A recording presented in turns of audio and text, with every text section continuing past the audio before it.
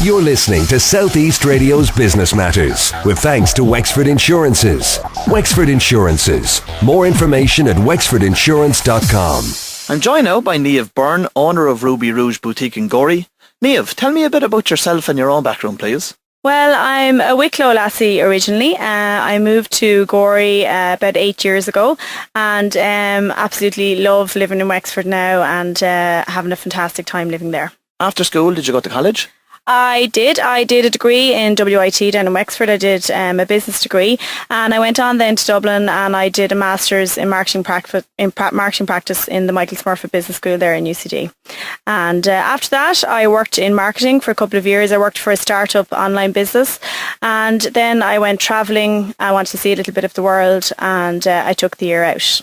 Returned after that, and I basically had it in my head that I just had to get down and get my own business started. That's what I always wanted to do. And was it always fashion that you intended in starting? Well, definitely it's one of my passions, one of my absolute loves. I have like 3 or 4 things that I'm really, really interested in. I'm passionate about food, I'm passionate about interiors, I'm passionate about fashion. I basically wanted to find a niche area that I could go into that there was definitely a gap in the market and something I was completely passionate about. And I was very lucky that fashion was that. Tell me about the market research you did. I did absolute heaps of market research. I worked I'd say on it for a full year before I took any step into it on a practical level.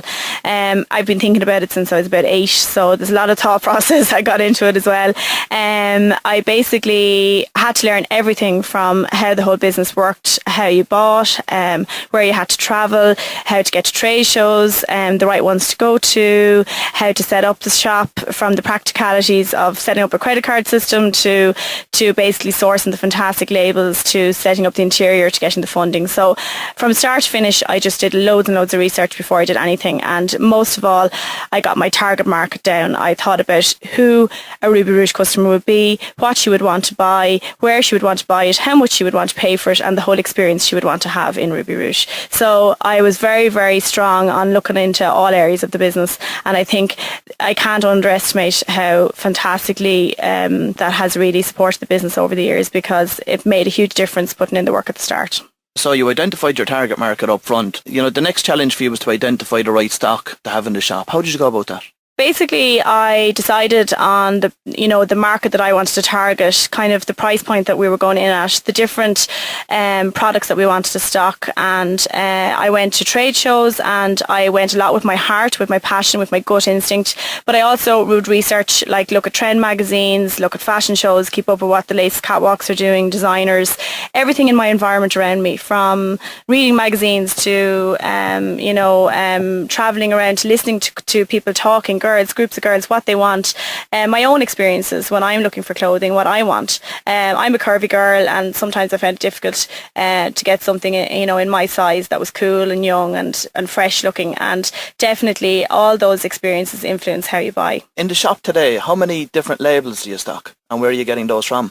We would stock over 50 labels from over 20 different countries, and I would spend at least 3.5, 4 months a year travelling to the different countries, trade shows, events, showrooms, etc., sourcing new labels. Like, we constantly have new labels. We have new labels every single season. We never ever stay stagnant. We're always moving and changing, and that's fashion. That's the nature of fashion.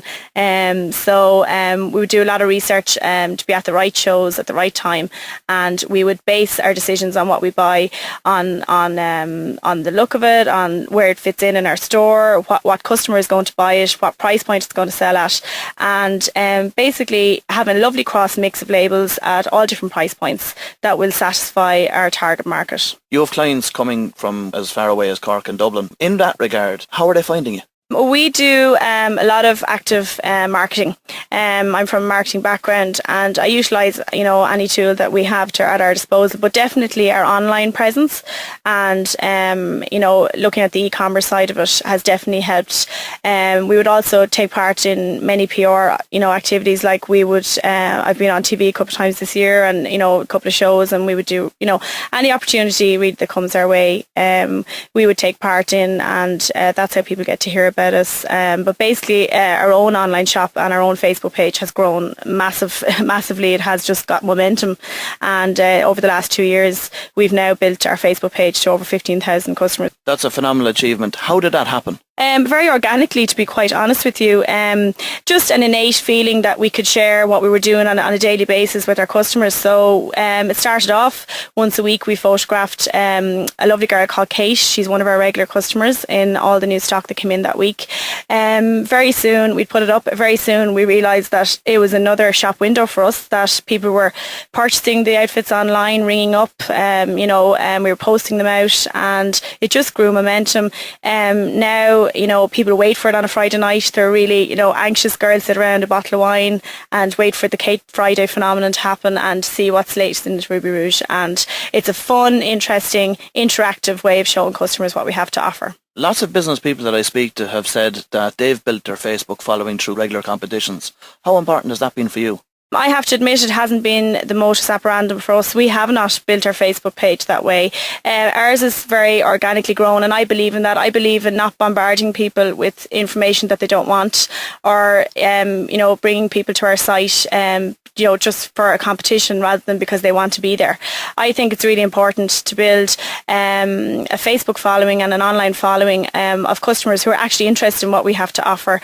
And we just put up very interesting pieces. We would do maybe one day we would do, dresses for princesses, little section. We'd photograph what's come in. Another day we might do fabulous shoes. Another day we might do celebrity spots, people that are wearing our clothes. So every day we update it with something, but it's always interesting and a reason for a customer to come back and look at the page. I think if you're constantly bombarding people with competitions, it's very off-putting. It makes people switch off, and it also dilutes your message. You want to get your core message across, and you want people to be there because they want to be there, and that they'll actually take action from your Facebook page and purchase, and they can see what you have to offer. If you're cluttering it up with lots of stuff, I think that has a negative effect. That's just my opinion on it anyway. And tell me, what impact has Facebook had on your overall turnover? Definitely it has given us the opportunity to grow in a recession, which is a fantastic achievement, and I would say it has increased our turnover by 20-25%. Do you see the online market and the online platform as a threat in any way to your business? For us, it's an opportunity. We have very niche clothing. We have very unusual pieces. We deal with a lot of small designers that wouldn't have huge volumes or quantities. So therefore, for us, for me, I see it as an opportunity. It's a worldwide market, a worldwide shop window. We're dealing in very small volumes, with small designers. So for us, it's a huge opportunity. Apart from Facebook, what else are you doing to get people into the shop? Well, we're really active. We have fantastic customer events. We do a lot of fashion shows. Like only 2 weeks ago, we had a huge fashion show in Seafield Hotel and Spa in Ballymoney. We had 300 ladies who travelled from all over, and we were completely sold out. And we had a fantastic fashion show there. Brendan Courtney from Ortiz Off the Rails was down with us for it, and it was just a fantastic, brilliant night. We would also do local fashion shows. For example, we had in Ballygarge last week, there was a fashion show to raise money for the club, and we took part, a small section in that. We would get involved in local Rose Tralee girls, anything that's going on, we try to support locally, but on a local and national level. We also would have great relationships with a lot of the girls in TV3 and a lot of their TV personalities, and that really helps get the word out about Ruby Rouge as well.